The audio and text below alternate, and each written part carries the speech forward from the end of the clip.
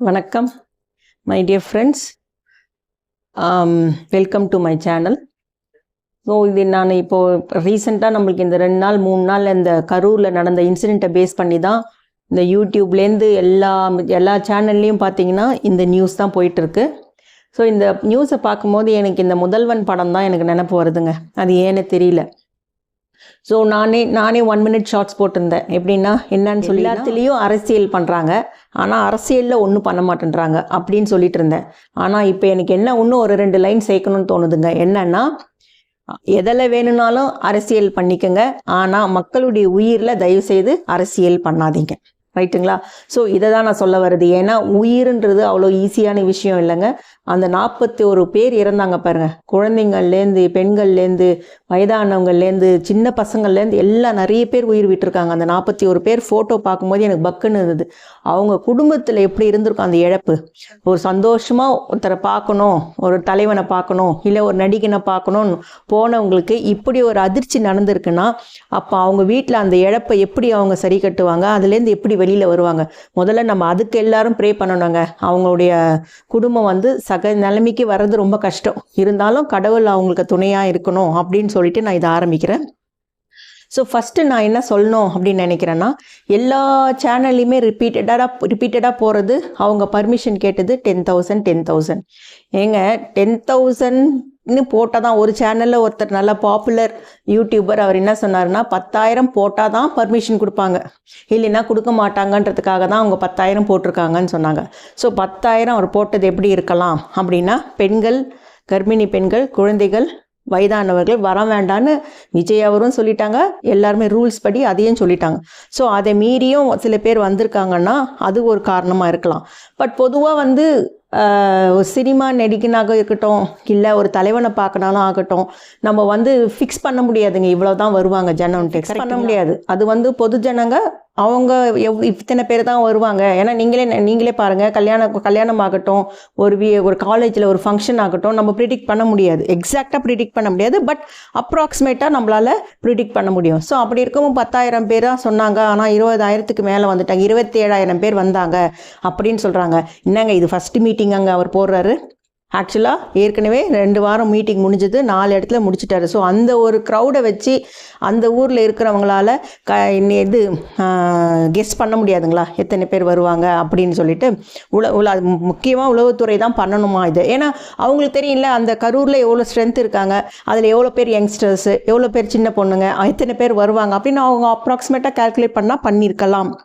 அதை விட்டுட்டாங்க. ஸோ இதுக்கு மெயின் காரணம் என்ன அப்படின்றது தான். இப்போ பார்த்தீங்கன்னா என்டிஏ ஃப்ரம் டெல்லியிலேருந்து அனுப்பிச்சிருக்காங்க. ஹேமமாலினி லீட் பண்ணி ஒரு டீம் வந்திருக்காங்க.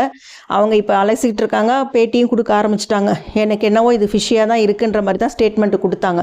எதுக்குன்னா ஏன் இப்படி ஆச்சு, என்ன காரணம், எதுக்குன்னா இது கவர்மெண்ட்டு மேலே ப்ளேம் பண்ணணும், இல்லை டிவிகே மேலே ப்ளேம் பண்ணணுமோ, இல்லை போலீஸ் மேலே ப்ளேம் பண்ணணுன்றதுக்காக மட்டும் இல்லைங்க.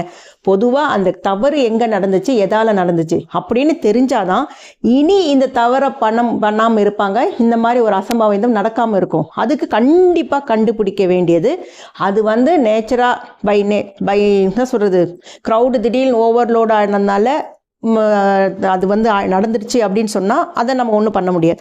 பட் இதில் ஏதாவது ஒரு விஷயம் இருந்தது, ஏதோ விஷயத்தில் இந்த மாதிரி ஆயிடுச்சு அப்படின்னா அப்போ அது யார் என்ன ஏதுன்னு கண்டுபிடிச்சி அதற்கான தண்டனையை கண்டிப்பாக கொடுக்கணும். அப்போ தான் அந்த 41 பேருடைய மனசு சாந்தி ஆகும்னு நான் நினைக்கிறேன். என்னை பொறுத்தவரை நான் இந்த நியூஸ் எல்லாம் பார்த்த வரை எனக்கு இதுக்கு காரணம் என்னவா இருக்கும் அப்படின்னா, நம்ம பார்க்கும்போதே நான் கூட வீட்டில் உட்காந்துட்டு பார்க்கும்போதே அவர் பேச ஆரம்பிக்கும் போதே 2 ஆம்புலன்ஸ் வந்தது. ரைட்டுங்களா?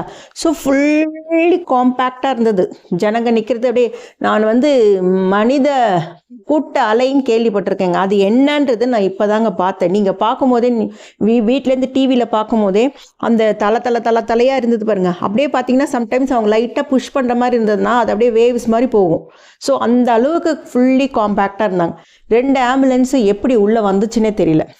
நீங்கள் வேணால் போயிட்டு பண்ணுறாங்க. ஸோ அந்த ஆம்புலன்ஸுக்கான வழி வேணும் அப்படின்னா அந்த இடத்துல கேப் வரணுங்களா? ஸோ அந்த இடத்துல கேப் வரணும்னா அப்போ அங்கே நிற்கிறவங்களாம் என்ன பண்ணணும், பிரியணும். ஸோ அப்படி ஆட்டோமேட்டிக்காக அவங்க பின்னாடி போகும்போது இங்கே இருக்கிறவங்களுக்குலாம் என்ன ஆகும், அவங்க எல்லாருமே பின்னாடி போகணும். அதில் அது மட்டும் இல்லாமல் அங்கே ஒரு பெரிய பள்ளம் இருக்குங்க. அந்த இடத்த எப்படிங்க கொடுக்கலாம்? நான் பார்த்தேன் அந்த இடம் எப்படின்னா, ஜஸ்ட்டு நெடுவில் வந்து அந்த ரோடே குறுகிய ரோடு, நெடுவில் வேறு டிவைடர் போட்டு வச்சுருக்காங்க. அதுக்கப்புறம் 2 பக்கமும் மக்கள் நிற்கிறாங்க. அது நடுவில் எப்படி அந்த அவ்வளோ பெரிய பஸ்ஸு வரும், அது பின்னாடி அத்தனை பஸ்ஸு, அது கூட காரு அதெல்லாம் கூட வருது. அந்த இடத்துல அவங்க எப்படி அந்த இடத்த செலக்ட் பண்ணி கொடுத்தாங்க அப்படின்றதே நம்மளுக்கும் போலீஸுக்கோ இல்லை கூட்டத்துக்கோ சம்மந்தம் இல்லை. ஆனால் அதை பார்க்கும் போதே நம்மளுக்கு தெரிஞ்சிடுச்சு இது வந்து சரியான இடம் இல்லைன்னு. அப்படி இருக்கும்போது அந்த ஊரில் இருக்கிறவங்க போலீஸ் கமிஷனரோ யாராக இருந்தாலும் அவங்களுக்கு ஏன் அது தோணலை? அது எப்படி அவங்க அசால்ட்டாக அவ்வளோ ஜனம் வராதுன்னு நினச்சாங்கன்னு எனக்கு தெரியல. ஸோ அந்த இடத்துல பள்ளமும் இருந்திருக்கு. ஸோ அந்த ஆம்புலன்ஸுக்கு வழி விடுறதுக்கோசரம் எல்லாரும் பின்னாடி போக போக என்னாச்சு, லாஸ்ட்டில் நிற்கிறாங்க பாருங்கள் அந்த எட்ஜில், அவங்களுக்கெல்லாம் மூச்சு திணறல். அந்த இடத்துல இருந்தவங்களுக்கெல்லாம் இந்த இன்சிடெண்ட்டு நடந்தது காரணமே அந்த இடத்துல இருந்தவங்க தான் இப்போ ட்ராப் ஆகி அந்த 41 பேர் 50 பேர் அட்மிட் ஆனான்றாங்களே, எல்லாம் அந்த எட்ஜில் இருக்கிறவங்க தான். அது ஒன்று. அதுக்கப்புறம் திடீர்னு செருப்பு எடுத்து போட்டது, நம்மளை எல்லாருமே அந்த வீடியோ பார்த்துருப்போம், செருப்பு எடுத்து போட்ட மாதிரி. ஸோ லத்தி சார்ஜ் பண்ணணுன்றதுக்கோசம் செருப்பு போட்டாங்களா, இல்லை செருப்பு போட்டதுனால லத்தி சார்ஜ் பண்ணாங்களான்னு எனக்கு தெரியல. ஸோ செருப்பு போட்டதுனால விஜய்க்கு கொஞ்சம் டேஞ்சர் ஜோனில் இருக்காரோ அப்படின்னு அவங்க லத்தி சார்ஜ் பண்ணாங்கன்னே இருக்கட்டும். ஆனால் அவர் மேலே இருக்காருங்க, அவருக்கு பாடி கார்டு 3 பேர் இருக்காங்க. ஏதாவது ஒரு அசம்பாவிதம் வரப்போகுது, அவருக்கு ஏதாவது த்ரெட்டுனா அவர் உடனே உள்ளே போயிடுவாங்க, ஷட்டர் மூடிடலாம். ஸோ அவர் சேஃப், அந்த இடத்த விட்டு அவர் போயிடலாம். பட் மக்களுக்கு தான் அது பிரச்சனை. இவ்வளோ ஜனங்கள் நிற்கிறாங்களே காம்பேக்டாக, அப்படி இருக்கும்போது நம்ம லத்தி சார்ஜ் பண்ணால் எல்லாருக்கும் அதுவும் நல்லா பள்ளின்னு வீடு இல்லைங்க, நம்ம மேலே அடிபடக்கூடாதுன்னு தானே எல்லாரும் நினைப்பாங்க. அப்படி எல்லாரும் அந்த ஒரு விஷயத்தில் கூட எல்லாரும் பின்னாடி ஓடுறது ஒழுங்குது, மற்றவங்கள இடிக்கிறது தள்ளுறதுன்னு இருக்கலாம்ல. ஸோ அதுவும் ஒரு காரணம். அடுத்தது காரணம் வந்து பவர் கட்டு ஒருத்தர் டிரான்ஸ்ஃபார்மர் மேலே ஏறினாங்க, அதனால தான் எனக்கு பவர் கட் பண்ணோம் அப்படின்னாங்க. ஆக்சுவலாக பவர் கட்டுன்றது வந்து இபி பவர் கட்டே இல்லைங்க, அது டிஜியில் வந்து அந்த ஃபோக்கஸ் லைட் மாதிரி இருக்குங்க பாருங்கள், டிஜியில் கனெக்ட் பண்ணியிருக்காங்க.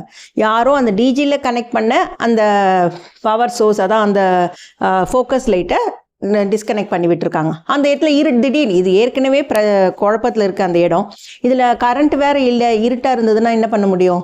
ஸோ அதுக்கு மீறி எப்படி விஜய் அவர்கள் அன்றைக்கி அங்கே அப்போ நம்மளுக்கு ஒரு டிஸ்டர்பன்ஸ் வந்ததில்ல, குழந்தைய காணுன்னாங்க, அப்புறமா தண்ணி பாட்டில் எடுத்து போட்டார், எல்லாமே நடந்தது. ஆனால் அதுக்கப்புறம் அவர் ஏன் நிறுத்தலை பேச்சை அப்படின்னு சொன்னாங்கன்னா, அவர் மோரல்லெஸ் நிறுத்தின மாதிரி தான். ஏன்னா கடன்னு சொன்னார், சொன்னதுலேயே அவருக்கு நிறைய டங் ட்விஸ்ட் ஆச்சு, தப்பாக ஒரு வார்த்தைகள்லாம் கொஞ்சம் மிஸ்ப்ரொனவுன்ஸ் பண்ணால, ப்ரொனன்சியேஷன் தப்பாக கொடுத்தாரு, வேகமாக உள்ளே போயிட்டார், உடனே முடிச்சிட்டேன். எனக்கு தெரிஞ்சு அவர் நாமக்கல்லே அவர் ஒன்றும் நல்லா பேசலை. நாங்கள் என்ன நினச்சோன்னா ஒரு கால் கரூரில் வந்து மொத்தமாக சேர்த்து பேசுவார் அப்படின்னு நாங்கள் நினச்சோம். ஆனால் அவர் நாமக்கல்லில் கூட நல்லா பேசலை, ஏன்னா கூட்ட நெரிசலில் தான் அவர் வந்து ஏதோ சீக்கிரம் முடிச்சுட்டு போயிட்டார்.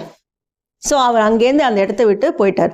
அதுக்கப்புறம் அவர் போயிட்டார், ஏன் வரலன்னா அங்கே நடந்த பிரச்சனைக்கு காரணமே அவரை பார்க்கணுன்ற ஒரு ஆர்வத்தில் தான். அவர் திருப்பியும் அங்கே பார்க்க வராருன்னா எல்லாம் உயிரை குடும்பத்தில் ஒருத்தர் இழந்தவங்க அதுக்கப்புறம் வந்து அட்மிட் ஆனவங்க ஃபேமிலி எல்லாரும் அவரை பார்த்தோன்னே அப்படி ஓடி வருவாங்க. கரெக்டுங்களா? ஸோ அப்படி பார்த்தீங்கன்னா அங்கே 2வது நெரிசலில் வரத்துக்கும் அதற்கான டேஞ்சருக்கும் காத்துக்கிட்டு இருக்கு. ஸோ அப்படி இருக்கும்போது அவர் வரலன்றது வராமல் போனது கரெக்டு தான், நான் இல்லைன்னு சொல்லலை.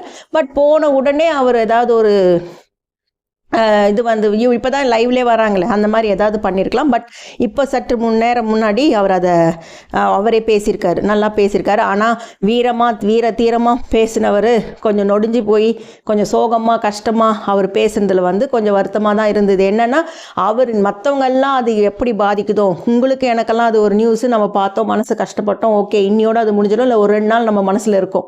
ஆனால் அவருக்கு அது த்ரூ அவுட் அவர் லைஃப்பில் அது கேரி ஆகும். ஸோ நம்மளை பார்க்க வந்து நம்ம பேச்சை கேட்க வந்து அவங்க அப்படி இறந்துட்டாங்களேன்னு. அது மட்டும் இல்லாமல் நான் கூட கூட்டம்லாம் நிறைய பார்த்துருக்கேங்க. எம்ஜிஆர் அவர் புரட்சி தலைவர் அவர் வந்து ரோட் ஷோ பண்ணும்போதும் ஜெயலலிதா அவர்கள் ரோட் ஷோ பண்ணும்போதும் நான் பார்த்துருக்கோம், நாங்களும் இருந்திருக்கேன், கூட்டம் இருந்திருக்கு. எப்படின்னா அவங்க பாட்டுன்னு வருவாங்க, மேலே அந்த ஓப்பனில் வந்து நிற்பாங்க, அவருக்கு ஃபேஸுக்கு ஃபோக்கஸ் லைட் வச்சுருப்பாங்க, அந்த அவர் கையாட்டிகிட்டே போவாங்க, எல்லாரும் பார்க்குறவங்க பார்த்துட்டு கையாட்டிட்டு பேசுகிறத கேட்கணும்னு நினைக்கிறவங்க இருப்பாங்க. பார்க்கறதுக்கு மட்டுமே விருப்பம் வந்தவங்க, ஓட்டு யாருக்கு போடுறாங்களோ அது அவங்க விருப்பம், பட் பார்க்குறதுக்கு மட்டுமே வந்தவங்க அவரை பார்த்தோன்னே கிளம்பி போயிடுவாங்க. ஆனால் இவர் கை ஆட்டக்கூடாது, எட்டி பார்க்கக்கூடாது, கை இது வந்து இப்போ இது ரேம்ப் வாக் மாதிரி நடக்கக்கூடாது, அப்படி இப்படின்னு சொல்லிட்டு இருந்தால அவங்க பார்க்கணுன்றதுக்காக எங்கேயோ தூரத்தில் இருந்து அவரை ஃபாலோ பண்ணிக்கிட்டே வந்திருக்காங்க. ஸோ அந்த குரூப் எக்ஸ்ட்ரா உள்ளே வந்து இன்சர்ட் ஆனதுனால இன்னும் அதிகமாகிடுச்சு.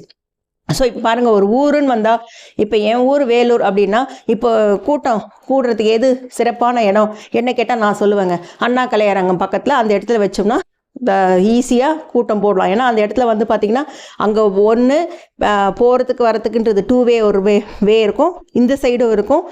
ஆக பக்கத்தில் பார்த்தீங்கன்னா 1 2 3 4 5 6 ஸ்ட்ரீட் இருக்குங்க அந்த இடத்துல சேர்றது. ஸோ அந்த 6 ஸ்ட்ரீட் சேர்ற இடத்துல அந்த இடத்துல அவங்க, ஏன்னா பொதுவாக அந்த வேலூரில் அந்த மீட்டிங் ஸ்பாட்டே அதான், பொதுவாக எல்லா அந்த இடத்துல தான் வைப்பாங்க.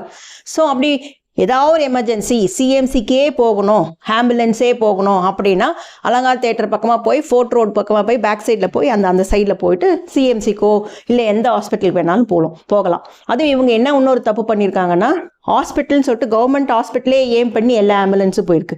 ஏங்க ஆம்புலன்ஸுடைய டிரைவருக்கு நல்லா தெரியுமேங்க, ஷார்ட்டஸ்ட் டிஸ்டன்ஸ் நிறைய பேஷண்ட் வந்துட்டாங்க, எமர்ஜென்சி அப்படின்னா நியர்பை என்னென்ன ஹாஸ்பிட்டல் இருக்குது, ப்ரைவேட் ஹாஸ்பிட்டல், ஏன்னா இது பொது விஷயம், கவர்மெண்ட் வந்து இதுக்கு ஃபுல் சப்போர்ட் கொடுக்குன்னு தெரியும். அப்படி இருக்கும்போது ஏன் எல்லாரும் அந்த கவர்மெண்ட் ஹாஸ்பிட்டலுக்கே ஃபோக்கஸ் பண்ணாங்கன்னு எனக்கு தெரியல. ஸோ இதுவும் ஒரு விஷயம். அதுக்கப்புறம் என்னென்னா, அதுக்கப்புறம் டிவிக்கே அந்த பொறுப்பில் இருந்தவங்க அவங்கள எல்லாரும் சில பேரெல்லாம் அரெஸ்ட் பண்ணியிருக்காங்க. ஸோ எனக்கு ஒரே ஒரு கேள்வி, அவங்கள எதுக்கு அரெஸ்ட் பண்ணணும், அது எனக்கு ஒரு கொஸ்டின் மார்க்காக இருக்குது. அப்படி இருந்தாலும் அந்த ப்ரோக்ராமுக்கு பெர்மிஷன் கேட்டு தானே பண்ணியிருக்காங்க, போலீஸுடைய பெர்மிஷனில் தான் கேட்டாங்க. அப்போ அந்த போலீஸுடைய இன்வால்மெண்ட் அதில் என்ன ஆச்சு? அவங்களுடைய கேர்லெஸ்னஸ்னால கூட இது ஆயிருக்கலாம், கரெக்டுங்களா? அப்படி இருக்கும்போது அவங்கள யாராவது அரெஸ்ட் பண்ணியிருக்காங்களா? அதுவும் இல்லை. அது மட்டும் இல்லாமல் 10,000 பேர் எல்லா இடத்துலையும் நான் பார்த்தது, 10,000 பேர் கேட்டிருந்தாங்க, ஆனால் 27,000 பேர் வந்திருந்தாங்க. ஏன்னா அவங்க டிக்கெட் விற்கலைங்க. 10,000 பேருக்கு நாங்கள் டிக்கெட் விற்றுருக்கோம், 10,000 பேர் வருவாங்கன்னா நீங்கள் சொல்கிற அந்த 10,000 கணக்கு சொல்கிறது கரெக்டு. அவங்க அப்ராக்சிமேட்டாக கொடுத்த ஒரு நம்பர், அவ்வளோதான். ஸோ அதை நம்ம தான் உட்காந்து இப்போது இவருடைய விஜய் படமே ரிலீஸ் ஆகுதுன்னு வைங்க, ரசிகர் ஷோ, அதுக்கும் வந்து ப்ரொடெக்ஷன் கொடுப்பாங்க, போலீஸ்லாம் இருப்பாங்க. 2 ஷோ நடக்குதுங்க, ஒரு ஷோவில் 1000 பேர், ஸோ 2 ஷோனா 2000 பேர். ஸோ அப்படின்னு ஒரு கவுண்ட் கொடுத்துட்டாங்கன்னா போலீஸ்கார் அவர் என்ன பண்ணுவார், 2000 பேர் ஓகே அப்படின்னு சொல்லிட்டு போட்டு அவங்க என்ன பண்ணோம், உட்காந்து டிஸ்கஸ் பண்ணுவாங்க. 2.5 மணி நேரம் படம், ஸோ 1000 பேர் உள்ளே இருப்பாங்க. ஸோ அதுக்கப்புறம் நெக்ஸ்ட் ஷோ ஆரம்பிக்குது, அடுத்த 1000 பேர் வெளியில் நின்றுட்டு இருப்பாங்க. ஸோ இந்த 1000 பேர் வெளில போகணும், அந்த 1000 பேர் உள்ளே வரணும். ஸோ அப்படின்னா எப்படி வெளில போவாங்க, வெளில வருவாங்க? ஸோ அந்த இடத்துல ஒரு ஸ்டாம்பேட் நடக்க சான்ஸ் இருக்கா? ஸோ அதெல்லாம் அவங்க யோசிப்பாங்களா? யோசிச்சு அதுக்கேற்ற மாதிரி பண்ணணுமா? ஸோ இதே மாதிரி தாங்க கூட்டமும், அதே மாதிரி அவங்க நம்பர் கொடுத்தது தான் அவங்க சைடு, மற்றபடி இது இவங்க தானே பண்ணணும். ஸோ நான் என்ன சொல்ல வரேன், இது முழுக்க கவர்மெண்ட்டுடைய மிஸ்டேக்கு, முழுக்க போலீஸுடைய மிஸ்டேக்கு, இல்லை முழுக்க டிவிக்கு மிஸ்டேக்கு நான் சொல்ல வரலைங்க. இதை நான் சொல்ல வர்றது ஒன்று தான், இது யார் தப்பு இருக்காங்க, தப்புன்றத தப்பு நான் இல்லை நீ இல்லை நான் மாற்றி சொல்கிறதுக்கான விஷயம் இல்லை. இது யாருன்றதை கண்டிப்பாக கண்டுபிடிச்சே ஆகணும். டிவிகேக்கு இதில் வந்து பங்கு ரொம்ப கம்மி. என்னை பொறுத்தவரை விஜய் அவர்கள் ஒன்று யோசிச்சிருக்கலாம், என்னன்னா அவர் புதுசாக ஒரு கட்சி ஆரம்பிச்சிட்டார். அப்படி இருக்கும்போது எது ஆளும் கட்சியாக இருந்தாலும் சரி, எதிர்கட்சியாக இருந்தாலும் சரி, எல்லாருடைய ஃபோக்கஸும் அவர் மேலே தான் இருக்கும். அவர் ஏதாவது பண்ணுவாரா, மாட்டுவாரா, நம்மளை அவர் வச்சு செய்யலாமான்னு காத்துக்கிட்டு இருப்பாங்க. ஸோ நாங்களே 2 தடவை பார்க்கும்போது, 2 வாரம் பார்த்துக்கிட்டு இருக்கும்போது, இந்த கும்பல் ஜாஸ்தியாக இருக்கே, இதில் ஏதாவது ஒன்று ஆச்சுன்னா வச்சு செஞ்சுருவாங்களே இவரை, விஜய் அவர் கொஞ்சம் இதில் கேர்ஃபுல்லாக இருக்கணும், அதனால் கரெக்டாக தான் பண்ணுறாரு போல். ஏன்னா எந்த அசமாக எதுவும் நடக்கலை 2 வாரமாக, அதனால் நாங்கள் அப்படி யோசித்தோம். அப்படி இருக்கும்போது அவர் கொஞ்சம் கவனமாக இருந்திருக்கலாம். எனக்கு தெரிஞ்சு ஊர்வலம் வராங்க, மீட்டிங் இல்லை இந்த மாதிரி கேம்பெயின் மாதிரி வராங்க அப்படின்னா ரோட்டில் மக்கள் இருக்க மாட்டாங்க. 2 பேர் 2 சைடில் இருப்பாங்க, கயிறு கட்டிடுவாங்க, போலீஸ் இந்த உள்ளே நிற்பாங்க, வெறும் காரோ வேனோ அது மட்டும்தான் போகும். அது எப்படி வேனும் போதும் மக்களும் முன்னாடி நிற்கிறாங்க அப்படின்னா அது எப்படி நகரும்? இதில் வேற விஜய் அவர்கள் 4 மணி நேரம் லேட், 5 மணி நேரம் லேட். ஒரு வீடியோ பார்த்தீங்கல்ல, விஜய் அவருடைய பஸ் வந்துட்டு இருக்கு, ரசிகர்கள் பைக்கில் பக்கத்துலேயே வந்து கொஞ்சம் ஸ்லிப்பாகி 2 பைக் 3 பைக் விழுந்துச்சுங்க, ரைட்டுங்களா? ஸோ அந்த 2 பைக்கு விழுந்து அதே அவர் வேகமாக வந்திருந்தாங்கன்னா அந்த பசங்களுடைய கதி என்ன?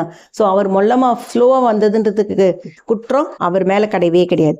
ஸோ இது யார் மேலே தப்புன்றதை நம்ம ஆராய்ஞ்சி அது இனி நடக்க விடாமல் பார்க்கணும். இதுக்கு காரணமாக இருக்கிறவங்களுக்கு கண்டிப்பாக ஏதாவது ஒரு தண்டனை கொடுத்தே ஆகணும், கரெக்டுங்களா?